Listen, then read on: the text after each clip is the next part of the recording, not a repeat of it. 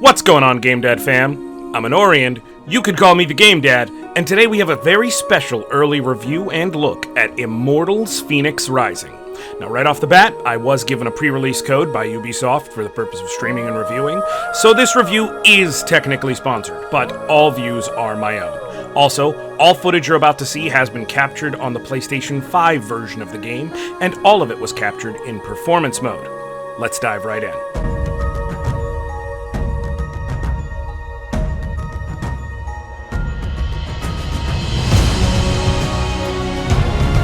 Okay, so now that we're through the boring stuff, let's get to why you're here.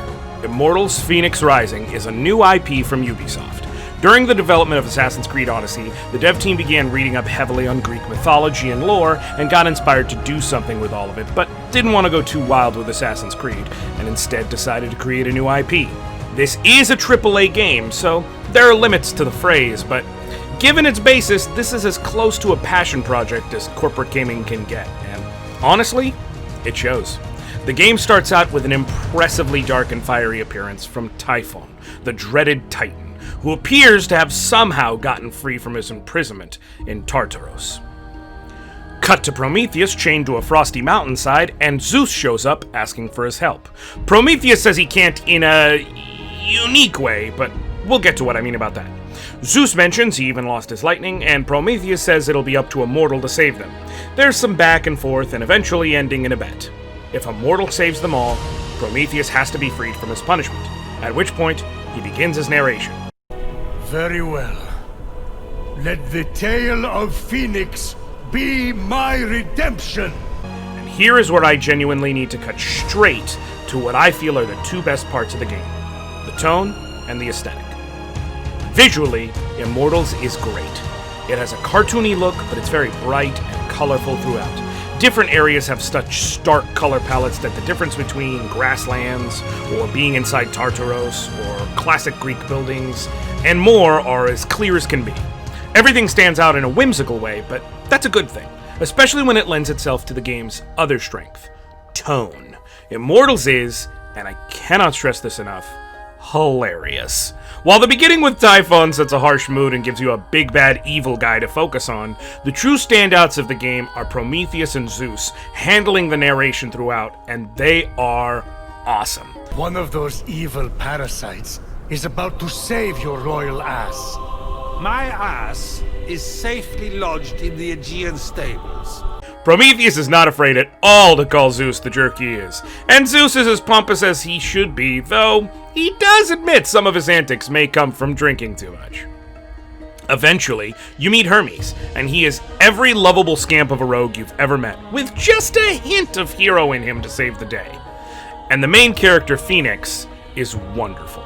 Fenyx is canonically female, by the way, but during character creation you can make a masculine or feminine presenting character and mix and match either type of voice. My only real issue with character creation is, despite that flexibility, the game will still default you to him or her for dialogue based on looks, and if you're gonna give the flexibility of looks and voice like that, having a checkbox for him or her, or while we're at it, they pronouns, wouldn't have been too much more, but that's my only real issue with the creation process.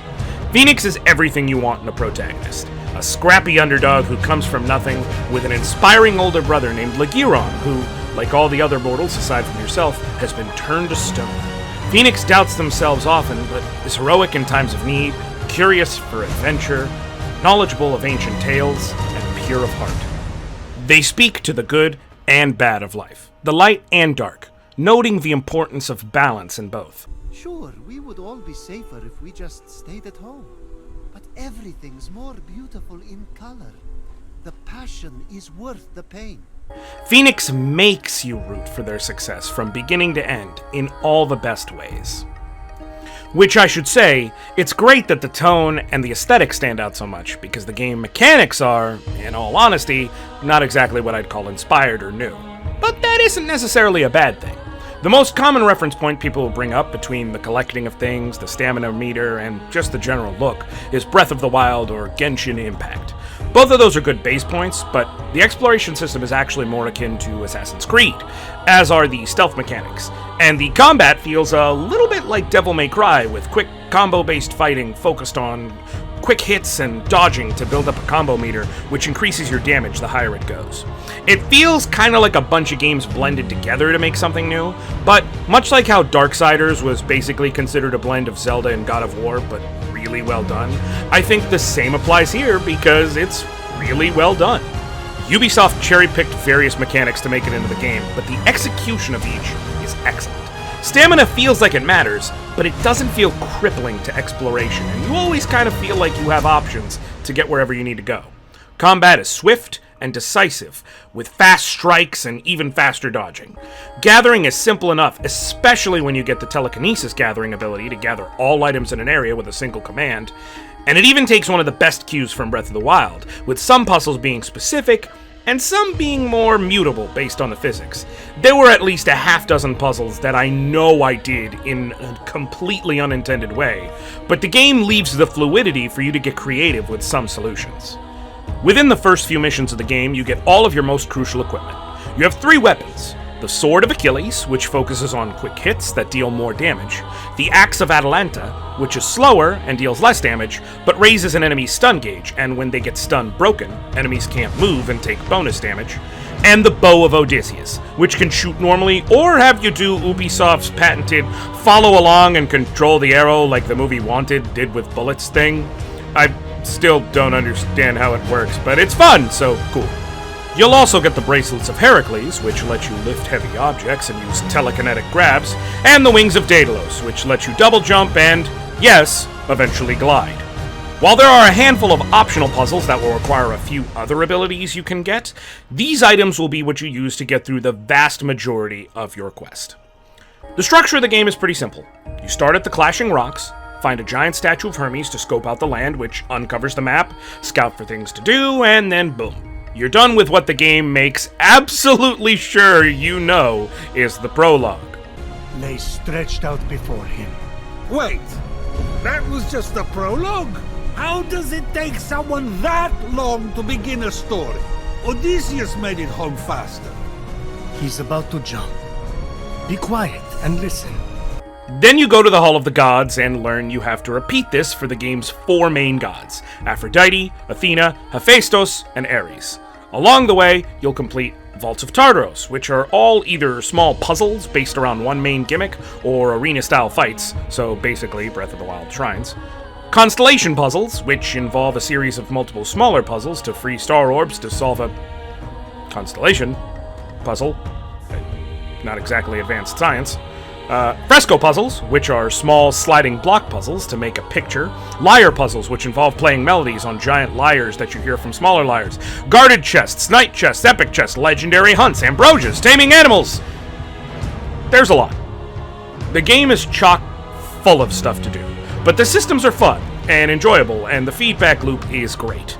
There are moments that feel very radio towery, and hey, it's Ubisoft. I kind of expect that to a certain degree. But I also feel like I enjoyed myself, which is the big key.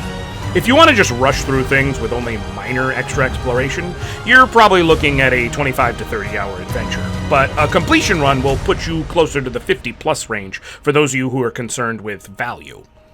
I cannot stress enough, the game's strengths are in the more superfluous things. For instance, cosmetics. You get new gear all the time, and there's options for the 3 weapons as well as helmets and armor, with each giving different ability bonuses, but you aren't locked to anything.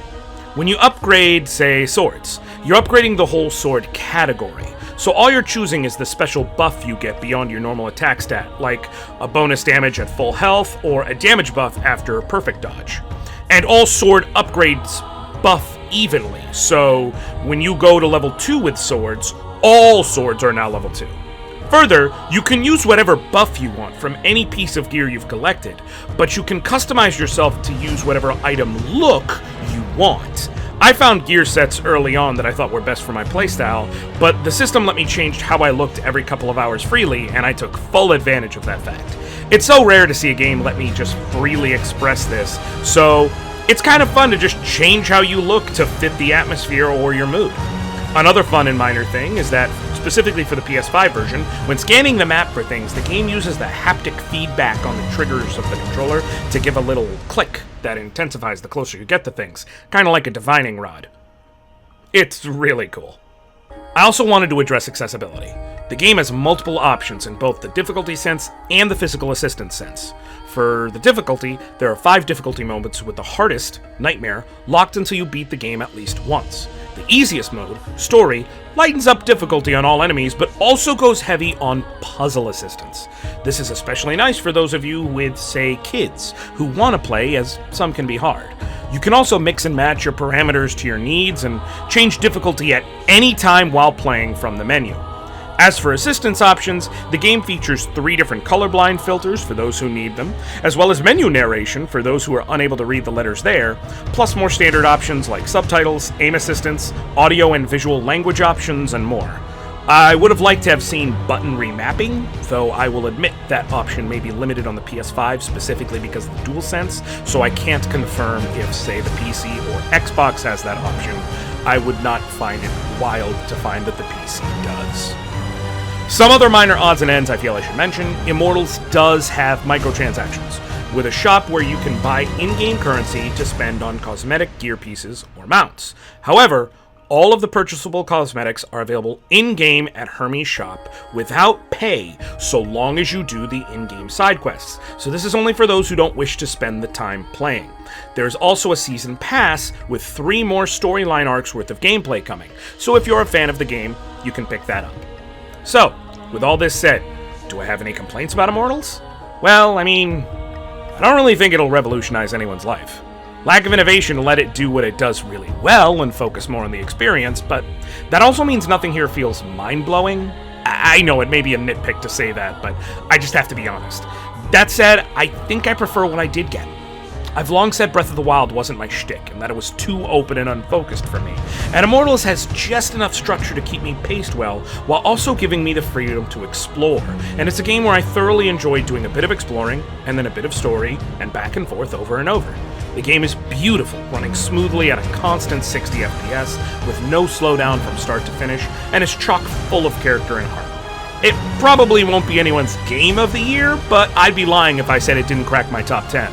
And I look forward to eventually 100%ing the game on my own. Overall, I enjoyed my time with Immortals. I think it's a game that was unafraid to focus on being itself, even if that meant borrowing from others to help push its identity in its own voice. I love that Ubisoft went more whimsical with a new IP like this, because I feel like if they went more serious, it would just be Assassin's Creed Odyssey, but with gods. And hope we get to see more of this new idea in the future. While it isn't perfect, I feel that what's here deserves praise for being so excellently done. Immortals Fenyx Rising gets an 8.5 out of 10, and I genuinely look forward to more adventures when the DLC comes out. Now, if you'll excuse me, I have to get back to teaching Zeus what a jerk he is. Hey, I hope you enjoyed this review, and if you did, please give me a like down below, sub to the channel. If you haven't, ring that bell to see when more comes out, and maybe tell a friend about me. I'm Anoriand, you can call me the GameDad, and I'll catch you later, GameDad fam.